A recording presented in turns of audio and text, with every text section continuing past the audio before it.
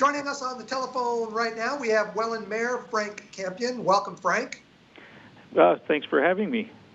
Frank, we would be starting the Rose Festival this week. The parade would have been this Sunday, I believe. It's kind of, I guess, a sad moment to reflect on the fact that one of the biggest events on the Welland calendar is not happening when it should be.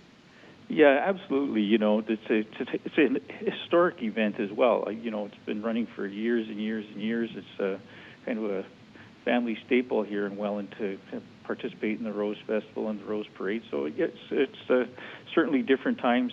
I think this summer is going to be a much different summer than we've ever seen before, and hopefully we never see again. There's so many things, so many events have been canceled that it's completely different. Might be a chance for some communities as well to plan new festivals, maybe for the winter months, to bring people together once that can be allowed. Yeah, absolutely. I think we're shifting things.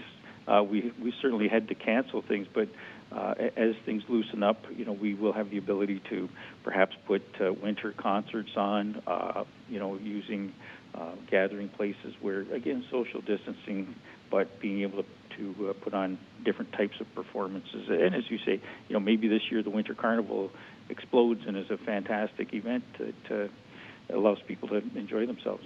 Frank, just a couple of days ago, the province moving into phase 2, but Niagara left out of that phase 2 move. How do you feel about that as a mayor, and how disappointed are you? I'm disappointed. There's no question. We're anticipating getting our businesses back in business so that they can start making money. We have plans in place to assist them when that happens, particularly in the restaurant and service industries, as well as hair salons, etc. So, I think the residents of Welland and Niagara certainly want to be able to participate and, get their hair fixed and, go to restaurants. So, we're in the planning process. We're ready when the government allows it to happen, ready to push the button and get things moving. So it is disappointing, and certainly disappointing for our restaurants.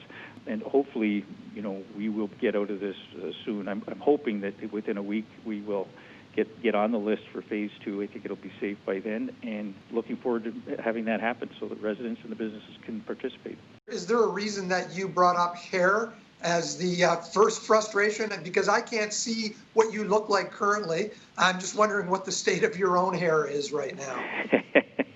Well, you've seen me personally before, and I don't have very much of it, so it looks the same as always.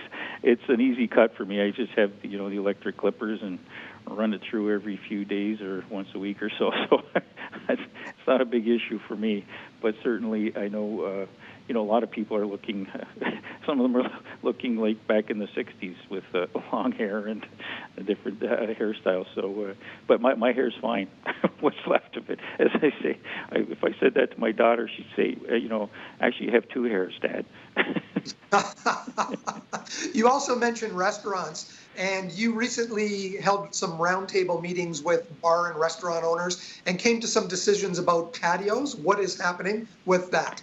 Yeah, so we're on top of that. We had a report go to council last night. We're waiving fees. We're really streamlining the process for, for restaurants to be able to have their extended patios outside.